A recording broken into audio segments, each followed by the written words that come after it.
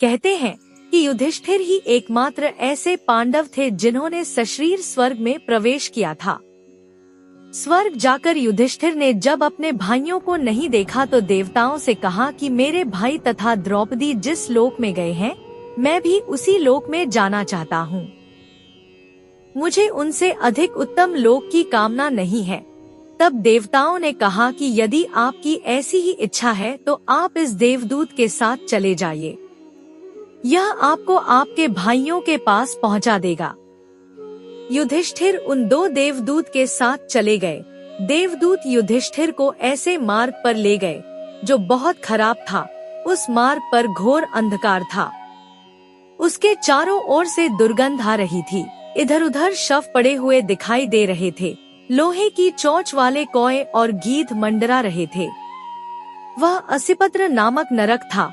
वहाँ की दुर्गंध से परेशान होकर युधिष्ठिर ने देवदूत से पूछा कि हमें इस मार्ग पर और कितनी दूर चलना है और मेरे भाई कहाँ हैं? युधिष्ठिर की बात सुनकर देवदूत बोले कि देवताओं ने कहा था कि जब आप थक जाएं, तो आपको हम वापस स्वर्ग ले आएं। यदि आप थक गए हों, तो हम पुनः लौट चलते हैं। कुछ सोचकर युधिष्ठिर ने ऐसा ही करने का निश्चय किया। लेकिन जैसे ही युधिष्ठिर वापस लौटने लगे तो उन्हें दुखी लोगों की आवाज सुनाई दी। वे युधिष्ठिर से कुछ देर वहीं रुकने के लिए कह रहे थे। कहते रहे थे कि हे कुंतीनंदन, आपके आने से हमें सुकून मिला है, आप कुछ देर और यहीं रुक जाएं। युधिष्ठिर ने जब उनसे उनका परिचय जाना तो उन्होंने कर्ण, भीम, अर्जुन, नकुल, सहदेव व द्रौपदी के रूप में अपना परिचय दिया। यह सुनकर युधिष्ठिर को बहुत दुख हुआ और सोचने लगे कि मेरे भाइयों और द्रौपदी ने ऐसा कौन सा पाप किया था जो इन्हें नरक देखना पड़ रहा है।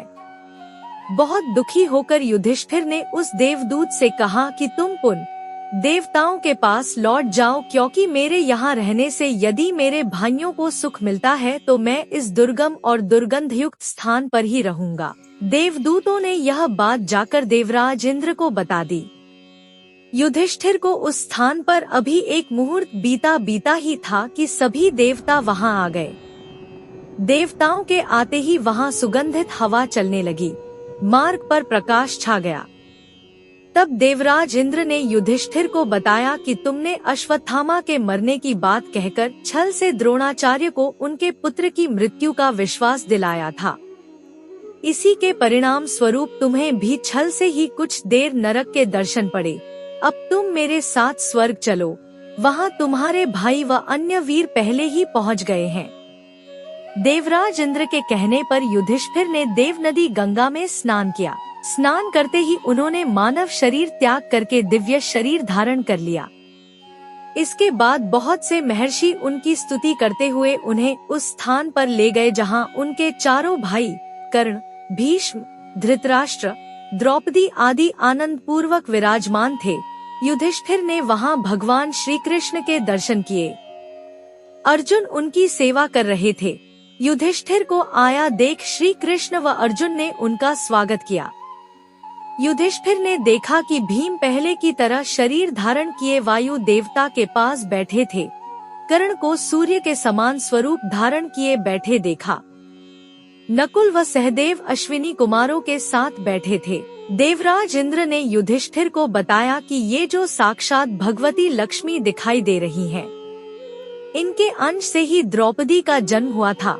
इसके बाद इंद्र ने महाभारत युद्ध में मारे गए सभी वीरों के बारे में युधिष्ठिर को विस्तार पूर्वक बताया। इस प्रकार युधिष्ठिर अपने भाइयों व अन्य संबंधियों को वहां देखकर बहुत प्रसन्न हुए।